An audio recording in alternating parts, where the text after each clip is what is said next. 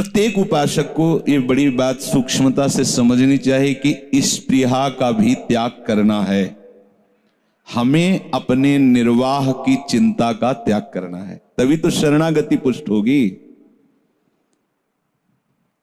हमें ऐसा वास मिलना चाहिए, ऐसा वस्त्र मिलना चाहिए, ऐसा भोजन मिलना चाहिए, ऐसी अनुकूलता मिलनी चाहिए, ये सब बातें छोड़नी चाहिए। छोटी छोटी बातों में हम असंतुष्ट होते हैं, समझना पड़ेगा। आप जब तक चाहिए है तो साधना काहे की हो रही है? चाहिए को ना चाहिए में बदलने के लिए तो हो रही ना। जा ही न चाहिए। सेवक जी महाराज कह रहे, वेद विद्या पढ़त कर्म धर्मन करत जलप तन कलप की अवधियानी, चारुगति छाण संसार भटकत भ्रमत आस की पास नहीं तोरी जानी। ये आशा की फांसी काटने के लिए भगवत मार्ग में चले हैं। सेवक जी कह रहे बहुत शास्त्रों का ज्ञान है, बड़े कर्म धर्म कर रहे हैं, पर आशा की फांसी को गले में लटकाए हुए हैं, उसको काट नहीं पा रहे। क्या होगा? छोटी छोटी वस्तुओं ने इतना अधिकार कर लिया, इसके बिना हम नहीं चल सकते। नहीं, उपासक को जैसी परिस्थिति मिले उस परिस्थिति में प्रिया प्रीतम के विधान को देखना है। भाई सच्ची मानिए, ये नष्ट होगा, मरेगा ये। ना कोई इसको औषधि बचा सकती है, ना कोई इसको भोजन, ना इसको कोई पेस्ट, कुछ चाहे जितना पेस्ट रगड़ो ये बतीसी जाएगी। चाहे जितना गाजर का जूस पियो, विटामिन पाओ, नेत्रों की ज्योति जाएगी, क्योंकि इनका एक समय है, समय पर ये क्षीण होते चले जा रहे हैं। आपको एक ज्योति प्राप्त करनी है जो दिव्य, बढ़ती ही रहती, कभी घटती नहीं है। वो प्रेम ज्योति है। उससे जब नेत्र उन्मीलित होते हैं तो नवनिवृत्त निकुंज सामने होता है। उपासक नित्य निरंतर उसका रसास्वादन करता है। स्पृहा की भी आपके अंदर कोई गुंजाइश नहीं होनी चाहिए।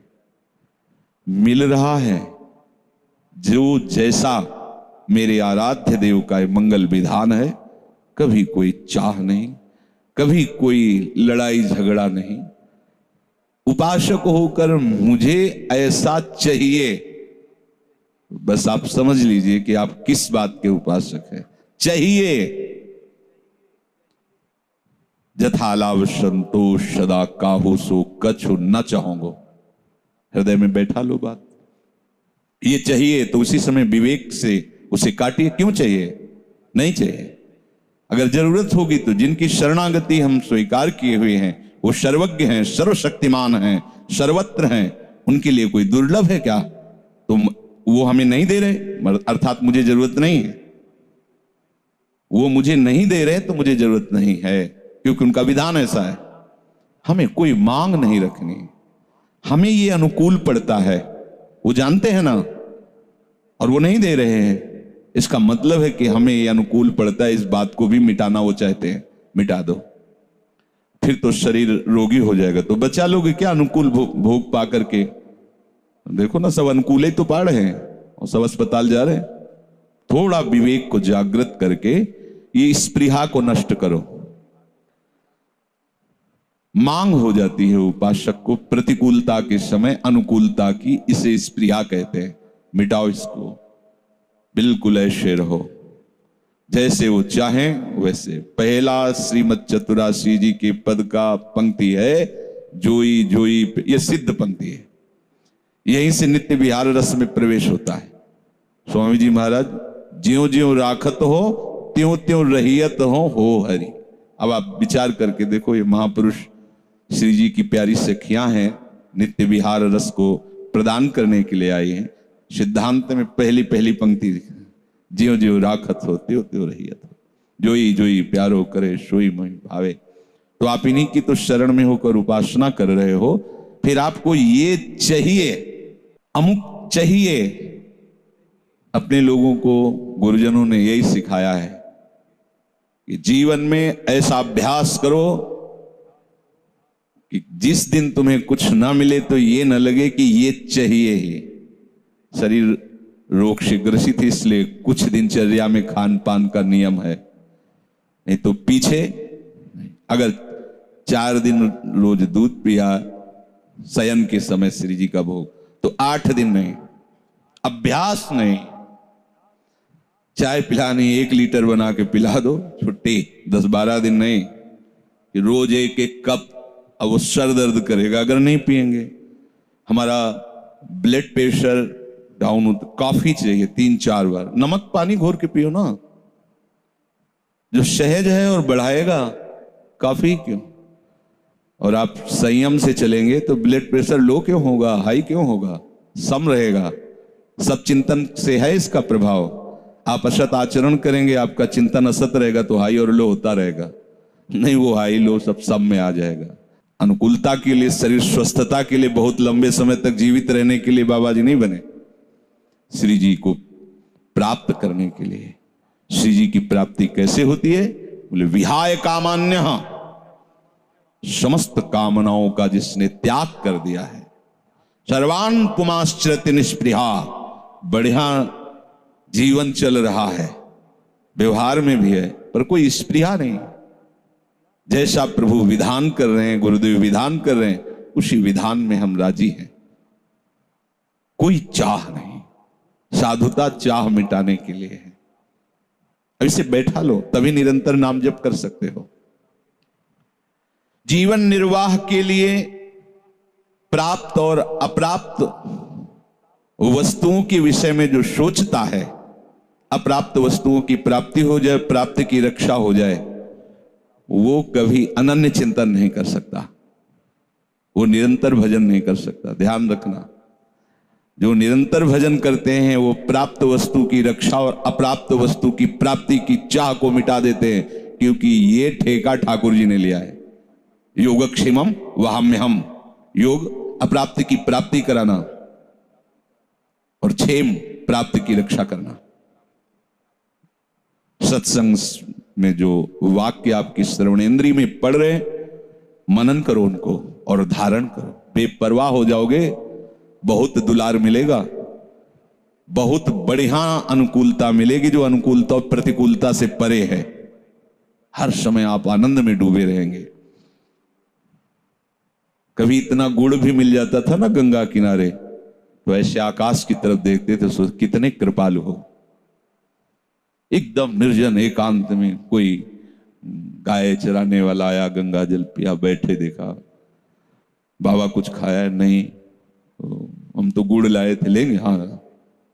या वो जो क्यारियां लगाते हैं सब्जी आदि की, वो कभी एक परेठा ऐसे दे, तो एकांत में से प्रभु आप कितने कृपालु हो।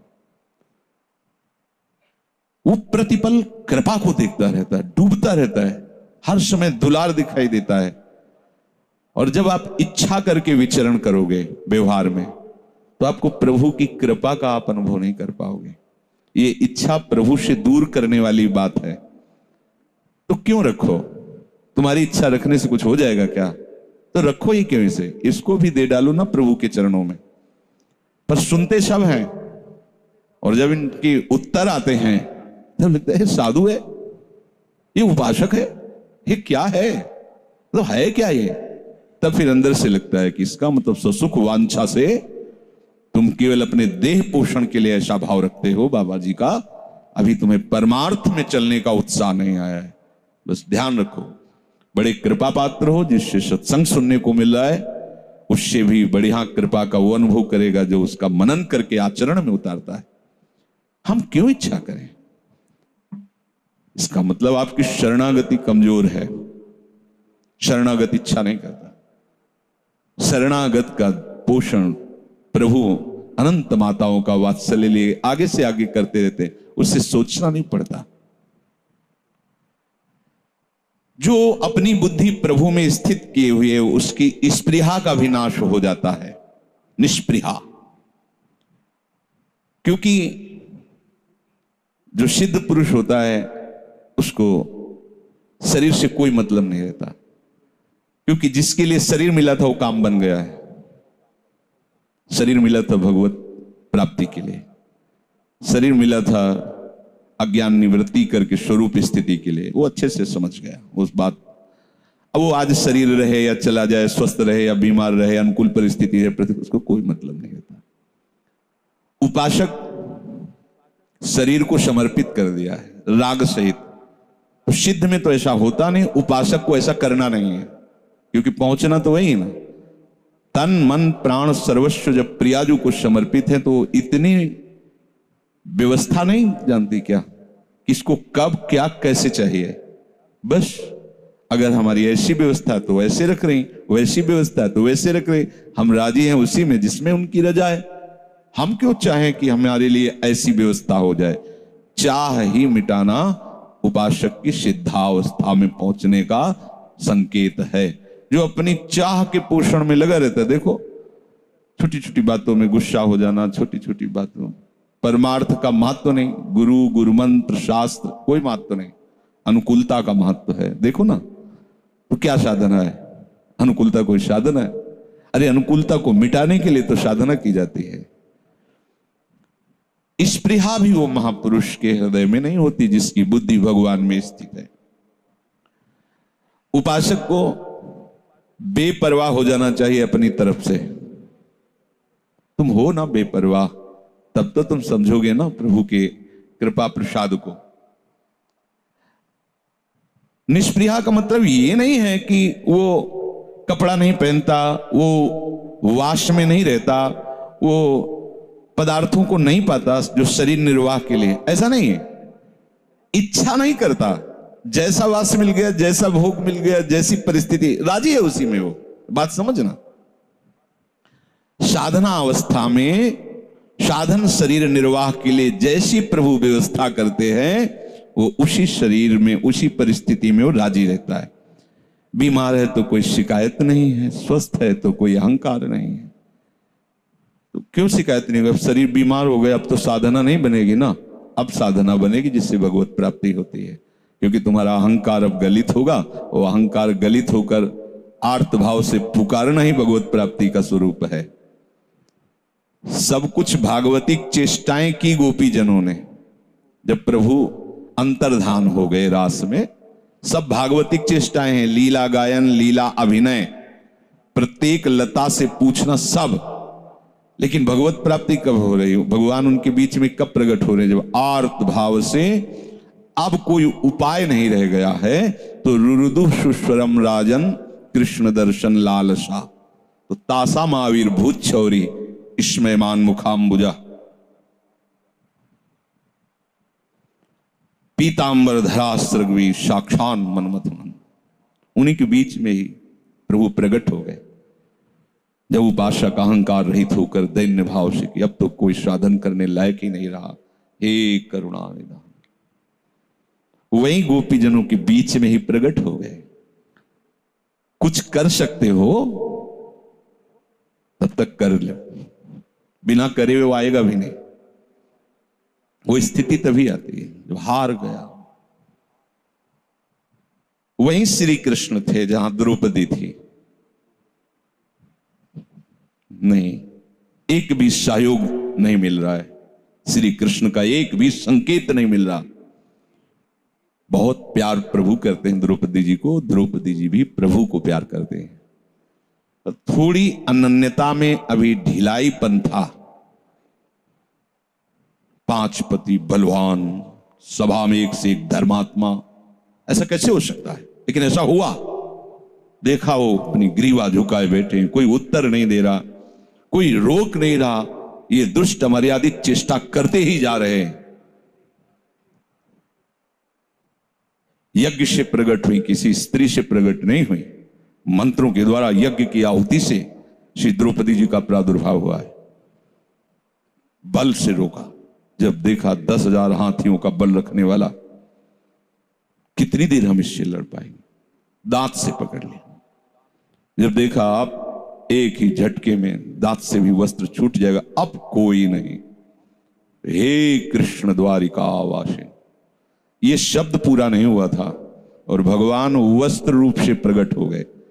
भगवान का वस्त्रावतार हो गया। उपासक कहीं ना कहीं अन्य आश्रय लिए रहता है, इसीलिए उसे भगवत साक्षात्कार होने में विलंब होता है। भगवान प्रतिकूलता देखकर उसकी वो कचाई हटा देते हैं, वो अनुकूलता से नहीं हटेगी। अगर ये परिस्थिति ना आती तो द्रौपदी जी को ये बात अनुभव में ही नहीं आती कि हमारी अनन्य गति में कहीं ना कहीं अभी अंतराय है। इतनी प्रवीण हो गई द्रौपदी जी अनन्यता में, पूरे जीवन फिर कहीं अन्य का आश्रय समझ गई कि नहीं नहीं, कृष्ण के सिवा और कोई नहीं। तो चाहे हमारा शरीर अस्वस्थ हो, अव्यवस्था में हो, तो हमें ये विचार करना चाहिए कि मेरे प्रभु मेरे लिए बड़ा मंगल विधान कर रहे हैं भगवत प्राप्ति का। पर ये उपासक वही सह सकता है जिसने लक्ष्य बना लिया है भगवत प्राप्ति, जो साधु समागम में रहता है, अन्यथा नहीं सह पाएगा। इसलिए भक्ति कर दीप, प्रेम कर बाती, साधु संगति करी अनुदिन राती।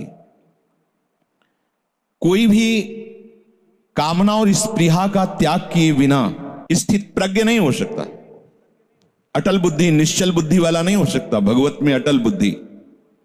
क्योंकि कामना किसी न किसी व्यक्ति वस्तु स्थान को लेके होती है, और इसी का नाम संसार है। जब चित्त संसार से कामनाओं से जुड़ा है तो अंतराय है ना, और जब तक अंतराय है तब तक जो परमानंद है वो प्रकाशित नहीं होता। अच्छे से समझ लो, अंतराय नहीं।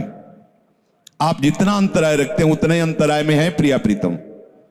आप अंतराय हटाइए, देख लीजिए, एक सेकंड भी नहीं लगेगा, पक्का समझ लीजिए। ये संत महापुरुष जन जो है ऐसे नहीं जीते। अगर ऐसा ना होता तो प्रत्येक महात्माओं के आप वचन पढ़ करके देख लीजिए, और सब चले हैं आप जैसे ही। पर जब वो अंतराय खत्म हुआ तब उनको रहस्य समझ में आया। अपनी कोशिश करनी अंतराय हटाने की, निरंतर भजन भजन करने में जो अंतर होता है, ये कामना स्पृहा है, इच्छा, ऐसा हो जाता तो ठीक। ऐसा क्यों ऐसा हो जाता? जैसे प्रभु को मिलना वैसा वो विधान कर रहे हैं, हमको उसमें राजी रहना है। हमें उधर कोई पर्चा नहीं लगाना कि हमारी ये इच्छा है आप इसकी पूर्ति कर दो। अगर पूर्ति हो गई तो अंतराय लंबा बन जाएगा। आप परमार्थ मार्ग के पथिक हैं, अपनी इच्छाओं की पूर्ति में कभी खुश मत होना, अंदर से असंतुष्ट हो जाना कि हमें लगता है कि अभी हम पे पूर्ण नजर नहीं है क्या, क्योंकि हमारी इच्छाएं क्यों पूर्ण हो रही, ये तो गलत हो रहा है। हमने जो सोचा वही हो रहा है, हमने जो चाहा वही हो रहा, नहीं होना चाहिए था। आप जो चाहते वो होना चाहिए था। हमारी चाह नष्ट होनी चाहिए थी, हमारी चाह के प्रतिकूल परिस्थिति आनी चाहिए थी, जिससे मुझे राग ना होता और अगली बार चाह करने की हिम्मत ना होती। निर्ममा, प्रभु कह रहे विहाय कामान्य सर्वान पुमाश्चरति निस्पृहा। निर्ममो, जो भगवत प्राप्त महापुरुष होते हैं उनमें ममता नहीं होती, क्योंकि ये एक अहमता ममता ये जग में है दुखदाई, ये जब श्री जी की ओर लगे तो होत परम सुखदाई। इसलिए तात मात सुत दार देह में मति अरुझय मति मंदा। उपासक ममता का त्याग करता है, और परिपक्व अवस्था का जो उपासक होता है उसमें ममता होती ही नहीं है। दिखाई देता है, उनका ममत्व दिखाई देता है, क्योंकि शब में उनको अपना आराध्य देव दिखाई देता है। वो अपने आराध्य देव से ममता प्यार करते हैं। अपने लोग देहाभिमानी तो समझते हैं मुझसे, नहीं, वो अपने आराध्य देव से करते हैं। इसीलिए जब अवसर आता है तो उनको हम देखते हैं वो निर्मम, तो लगता है वो क्या था, तो तुम गलत समझे थे। वो अपने आराध्य देव से प्यार करते हैं, अपने आराध्य देव को सामने देखकर उसको दुलार करते हैं। आपको लगता है कि मुझ देहाभिमानी को नहीं। निर्ममो, जो स्थित प्रज्ञ महापुरुष होता है उसमें ममता नहीं होती है, क्योंकि सबसे ज्यादा ममता अपने देह और प्राण में होती है। देह प्राण ते प्रिय कछु नहीं, और वो प्रभु को दे चुका है, अब उसकी ममता का कोई स्थान ही नहीं रह गया, क्योंकि देह प्राण संबंध से ही वस्तु व्यक्ति स्थान में ममता होती है। उसने अपने प्रिय देह प्राणों को भी प्रिया प्रीतम के चरणों में समर्पित कर दिया है। अब ममता उपासक की, अब ममता केवल प्यारी जो और प्यारे जो के चरणों में है। ममता नित्य विहार में, क्षमता सब संसार में। ये सिद्धांत है।